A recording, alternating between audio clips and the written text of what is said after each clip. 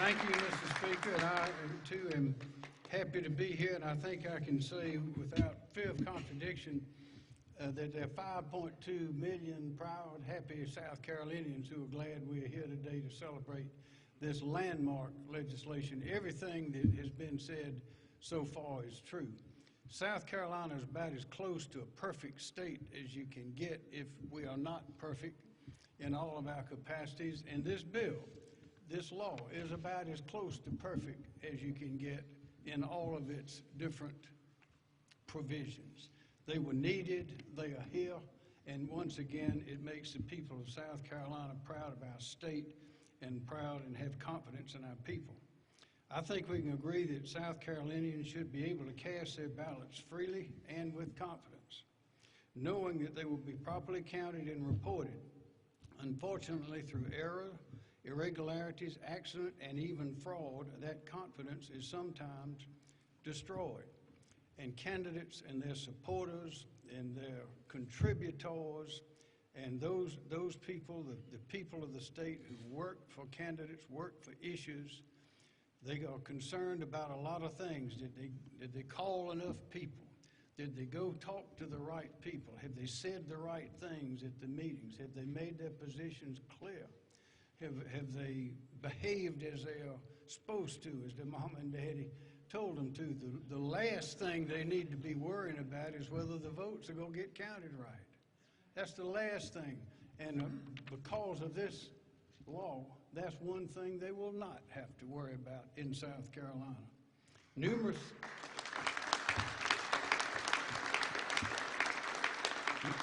studies show that many Americans are losing faith in elections, especially after the elections of 2020 and all those controversies, as has been mentioned. As we in South Carolina enter another political season, our number one priority must be to protect the integrity of our elections. When I was a U.S. Attorney in the Reagan administration, we convicted more than 30 people, prominent people, office holders, for election fraud in South Carolina. The Heritage Foundation maintains an election fraud database that documents 1,311 cases of voter fraud across the country in 40 years since then, resulting in more than 1,100 convictions. Now, we know more fraud than that took place. We suspect more took place, but those are actual numbers based on convictions. During the 2020 elections, court and election officials in many states implemented a variety of measures in response to the COVID-19 concerns. The public scrutiny that followed revealed the need for improvement in election processes, including our own. As has been mentioned, we defended our elections and were successful in court, but now is the time to finish the job. So today, I will sign into ceremonially the bipartisan election integrity bill, which, as has been mentioned, makes it easier to vote and harder to cheat in South Carolina. Jay Lucas, our Speaker of the House, presented us with two excellent bills, both of which have been incorporated into the bill I'm signing today. The Speaker's bills were based on the simple and often violated premise that election officials in each county should apply their election rules in precisely the same uniform way in every county. Each voter in each county must be treated exactly like every other voter in every other county, and the voting process must be completely secure and reliable.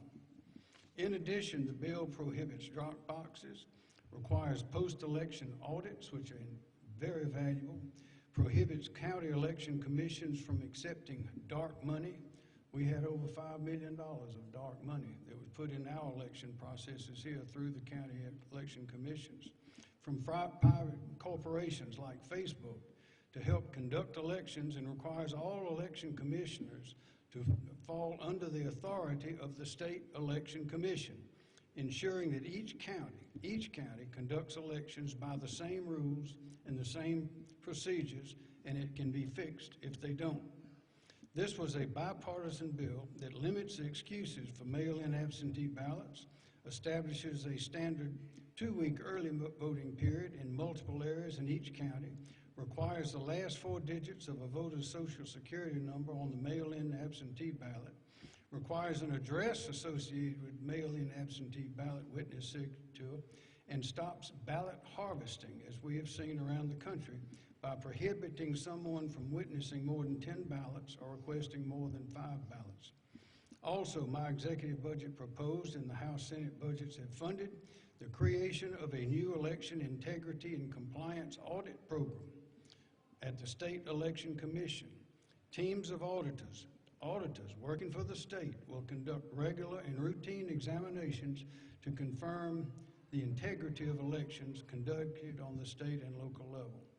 So this much needed oversight will enhance accountability at the State Election Commission and safeguard the voting process against the threat of fraud, which, if left unchecked, could do permanent damage to our Republican form of government. A lot of people worked very hard and expressed themselves very clearly and very strongly. There's a lot of give and take in the legislative process. We were pleased in my office to meet with men and women standing here numerous times to discuss what needs to be done, what can be done.